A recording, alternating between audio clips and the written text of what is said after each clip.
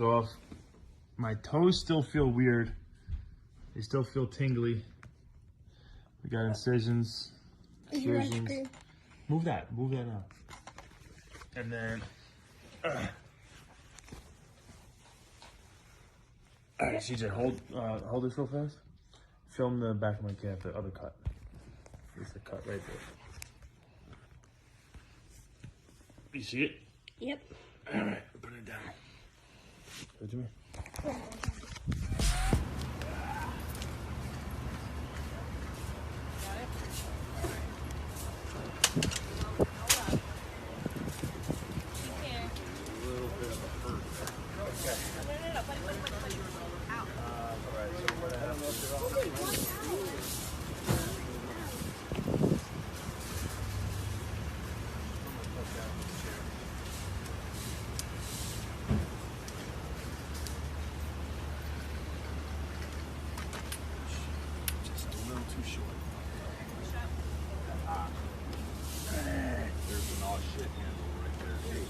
Perfect. Take the handle in.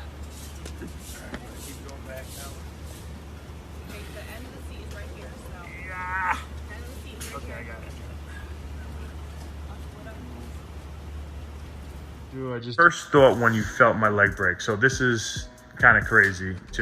So obviously as a fighter, and like I've been programmed over my whole life from wrestling into fighting, of always having a poker face on. No matter how much pain I'm going through, never show it. Never let my opponent know any weakness I'm feeling, any feeling of tiredness, anything I'm feeling, he'll never know it.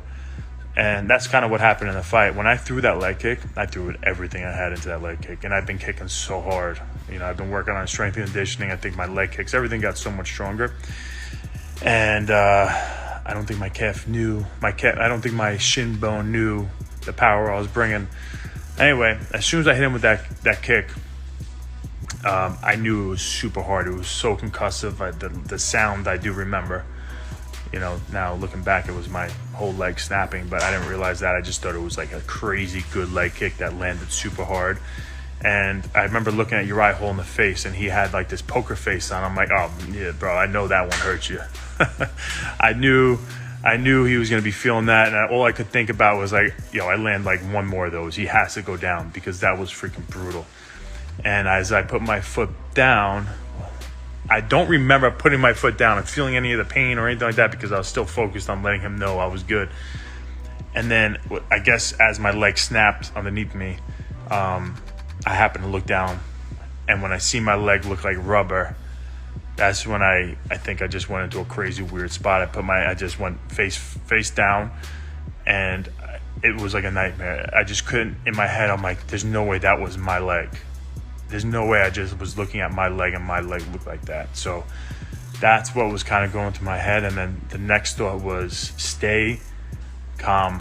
So I went so calm to where I wasn't making any noise. I had my face down. Things started exploding around me with the referee and the doctors. Everybody's rushing in and everybody's going nuts. And I was just breathing slowly, calm, trying to deal with the pain, not making any noise. And I stayed so calm to the point that Herb Dean starts going, he's out, he's unconscious. And I look up at him, I'm like, I'm good, I'm just staying calm. And I put my head back down.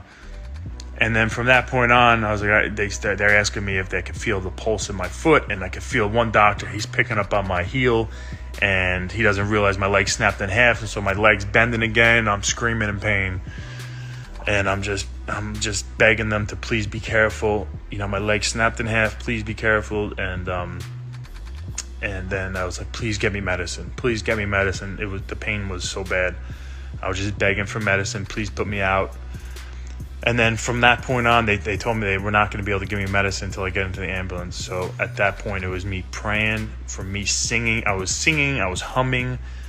I was just making weird noises just to like not hear also what these people were saying, because they were talking about, I don't feel a pulse. I do feel a pulse. And I've been around enough to know, all right, if I don't have a pulse in my foot, that means my foot's dying. So now I'm thinking worst case scenarios. And honestly, I remember thinking, okay, even if they have to cut off my leg and give me a prosthetic leg, like, I'll be able to, still do things with my kids. And I started thinking of positive things out of the whole thing. I'm not going to get emotional. There was a small bit of emotion right there, but I'll cut it off. I did enough crying today, honestly, talking about this type of stuff on camera that you'll see on my YouTube channel. So I'll save it for that. Yeah, but it looks like they're not going to have to cut off my leg. I'm not going to have prosthetic leg. And we'll see what happens, man. I got to just take one day at a time.